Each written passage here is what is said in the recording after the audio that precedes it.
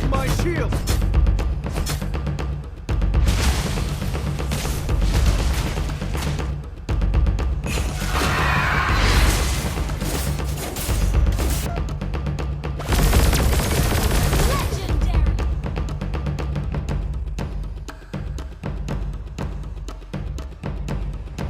Before the video starts, I'd recommend you watch part 1 of this after you finish this one, in order to gain more information on head marks and their effects.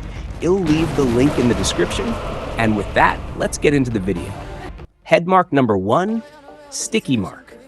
This one belongs to hero who is always banned, Gloo. As an MLBB player, what's the first thing that comes to your mind when you think of Sticky? Obviously, the answer is Gloo. This mark can be triggered by his first and second skills. And also, most people think this mark is only there to help enable his ultimate, but it does more than that. Oh right, his basic attacks don't trigger the mark. Now, apart from just enabling the mark, each stack of the mark reduces Gloo's damage taken by 4% from the enemy that has the mark, of course. This explains why he's almost unkillable in certain situations. In order to prove the mark's effect, pay attention to the damage I take. With 2 stacks of the mark, it takes 88 damage. But with the mark inactive, it increases to 96. This confirms the damage reduction. And if you thought that was all the mark did, you'll be surprised. Maybe.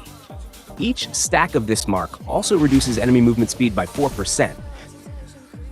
So at maximum stacks, you slow the enemy by 20%. This is just Chanje with more perks.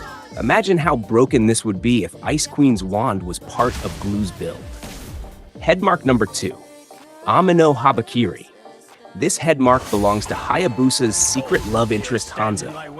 This mark can be triggered by basic attacks and his skill 2, both in human and demon form. This mark has a maximum of 5 stacks, applies to creeps, and at full stacks, he can enable his skill 1 to fully devour them. When the mark is fully stacked on enemies, it also enables the skill 1 to deal damage and healing Hanzo. The same goes for the Lord and the Turtle. In his demon form, each stack of the mark increases the damage of his already enabled skill 1, as well as heal him regardless of the stacks. This head mark is absolutely perfect for bursting down the health of tanks and instantly taking out squishes. Head mark number 3, Argus Curse Mark. This mark can be triggered by his second skill only, and it doesn't mean the enemy is bleeding. I mean, take a look at the enemy. There's no tick damage. What it actually does is mostly not known. The mark shows the duration which the enemy will be slowed and release a black trail, which when Argus moves on gains extra movement speed. This mark is a bane for heroes with high mobility, such Kimmy, Mathilda, Joy, and many more. Also, this mark doesn't apply to creeps. Head mark number 4, Nether Touch. This mark belongs to the now single hero, Vexana. The mark can be triggered by basic attacks and all her skills. The mark can also be triggered on creeps and minions the same way. Enemies with this mark will explode when killed. Minions, creeps, and players all give the same damage from their explosion. Your ultimate summoning doesn't just mark the enemy, but also its basic attacks mark the enemy as well, keeping the mark active for longer. Head mark number 5, Lover's Mark. As lovely as it sounds, this mark doesn't belong to any couple in MLBB. It actually belongs to Angela, every Fredrin's cheat code. This mark can't be triggered by basic attacks, but by only her skill 1. It has a maximum number of 5 stacks and glows up at full stacks, just like Sylvana's mark. Now here's what it does. Every stack of this mark increases Angela's skill damage by 20%. And here's another thing it does, which I learned when making this video. Take a look at the final damage of my second skill. It's 6778. Pretty standard stuff, right? Now look at the final damage as I stack my skill 1 with my activated skill 2.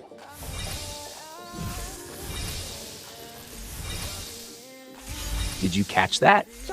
The final damage of my skill 2 increased to 1108. Why does this happen? As you've already guessed, it's because each stack of Lover's Mark increases the final damage of your skill too. Here's the real question. Why does Angela, a support, have a damage increase mechanism? Well, I think it's because there are some situations where Angela's host dies while being so close to killing. So Angela's mark is to help finish the enemy easier and faster before anything happens. It also provides extra survivability for Angela. That is to help fight back against enemies when she's alone or if their health is low, to give her more relevance than just heals or shields. Examples of such heroes are Mathilda and Rafaela, who both have a similar mechanic. And speaking of Rafaela, head mark number 6, Mark of Retribution. This one belongs to the angelic sweetheart, Rafaela. This mark is as easy to understand as it comes. The mark is triggered by her first skill only, Light of Retribution. Each stack of this mark increases the damages of skill 1 by 20%. Now let's do a confirmation. Stand with the innocent.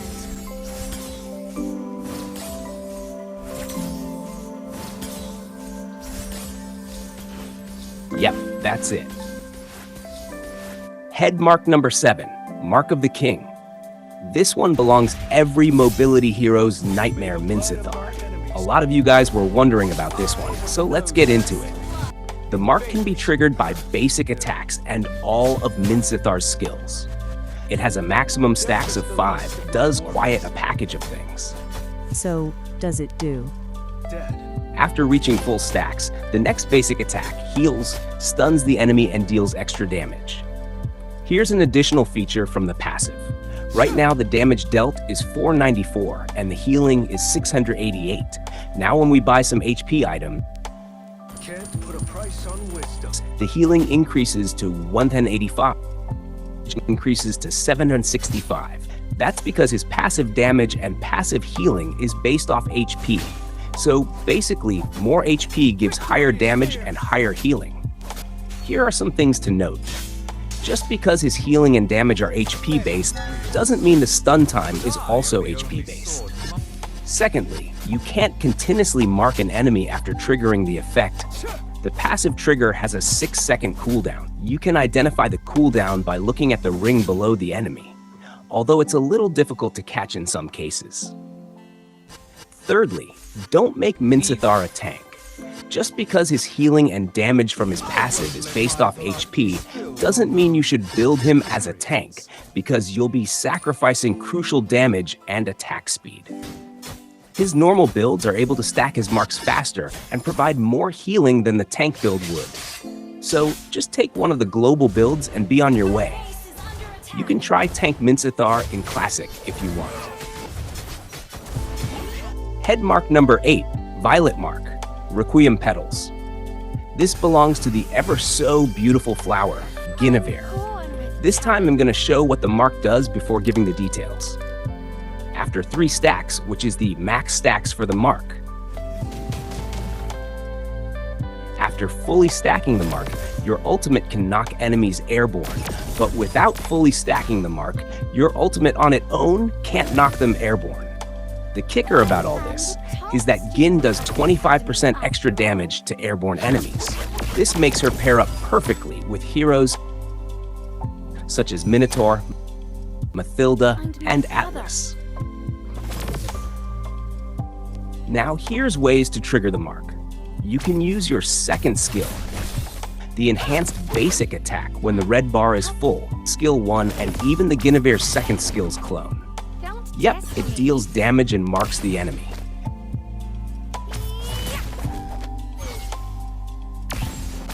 This mark is highly overlooked in MLBB. I mean, look at this Freya. If she knew what the mark did, she wouldn't be letting me stack so easily. I had freedom.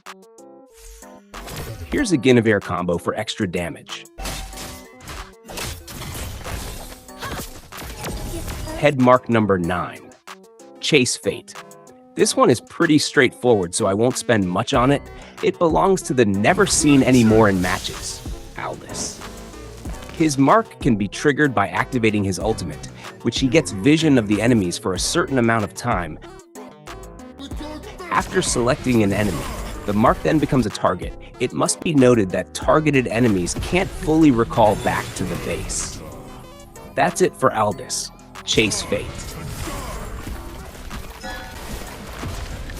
Head mark number 9. Abysmal mark. This belongs to Selena, who is probably the most relatable abyss entity. Her mark can surprisingly be stacked on minions, with her first skill in her human form. Her second skill in human form doesn't create a stack on minions, but in the case of creeps, bother the first and second skill can create a mark. Same can be said for enemy heroes. Here's a quick breakdown of what it does. It has a maximum of 2 stacks and lasts 8 seconds, which is crazy long.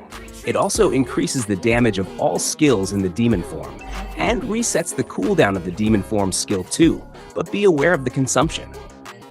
This is what I mean by consumption. Using demon form skills on marked enemies, consume 1 abysmal mark. Head mark number 10, the punishing mark. This mark belongs to the not-so-Sagittarius hero, Hylos. This mark is triggered by skill 2 only, and if you ever see this mark above you, just know that you'll be taking damage that increases by 20% per tick. So play smart and play strategically. You should go in to fight Hylos when you know what you're doing. Another thing it does continuously is reduce attack speed. Pay attention to Aulu's attack speed when the green ring isn't active. Now when I turn it on, do you notice he slowed down? That's because of the percentage in attack speed reduction.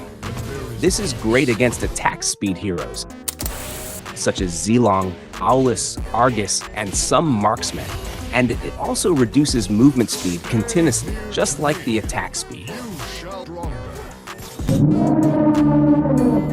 This is good for attacking heroes who have no mobility or have used up all their mobility skills. This mark helps prevent escapes and makes killing moving enemies easily in team fights. Things to note for Hylos.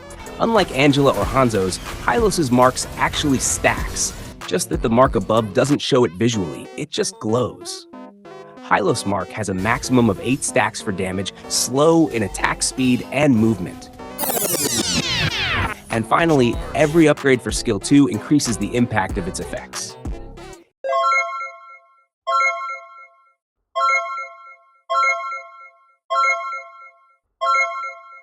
Here are the rapid-fire head mark showcase. Karina with her shadow mark. It can be triggered by only her ultimate, and enemies who die with the mark activated reset the cooldown of her ultimate. Tigreal and the Mark of the Fearless. The mark can be triggered on himself by casting his skill or getting hit by a basic attack. The next basic attack will not deal any damage, and it has a maximum of 4 stacks. And it has no cooldown after being activated. Farsa, Curse of the Crow. It is triggered by her skill 1 on enemies, and it stuns them when she uses a basic attack or any skill on the marked enemy. Valier and Blaze Mark. It's triggered by skills only and has a maximum stacks of 3. It stuns the enemy on the first stack and inflicts burn damage when the mark appears. This allows it to pair well with Glowing Wand, since it also inflicts burn damage. Ruby, Let's Dance. Her head mark is triggered on herself by moving and using skills. The mark means that you gain extra hybrid defense every time you move while using a skill, and the higher your level, the more hybrid defense you get. You have to note that this is a dance, so if you don't move while using skills, you won't get any hybrid defense. Hayabusa's Shadow Mark. It is triggered by basic attacks, Skill 1 and Skill 2. Each stack of the mark increases damage by 5%. Here's a tip concerning Hayabusa, just in case you use him. And now to end it off with an honorable mention, the Stitched Heart. My healing right now is 158 HP, but with the heart stitched mark, it drops all the way to 94 HP. So basically, the mark shows a reduction in all healing received. Anti-heal, if you would.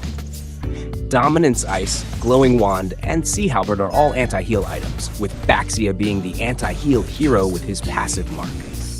I know this video didn't cover all the head marks in the game, and I do apologize if your expected heroes mark didn't feature in this video. For the ones I missed, please let me know in the comments, and I will feature them in another video. But for now, that is all. I will catch you later, fellow legend.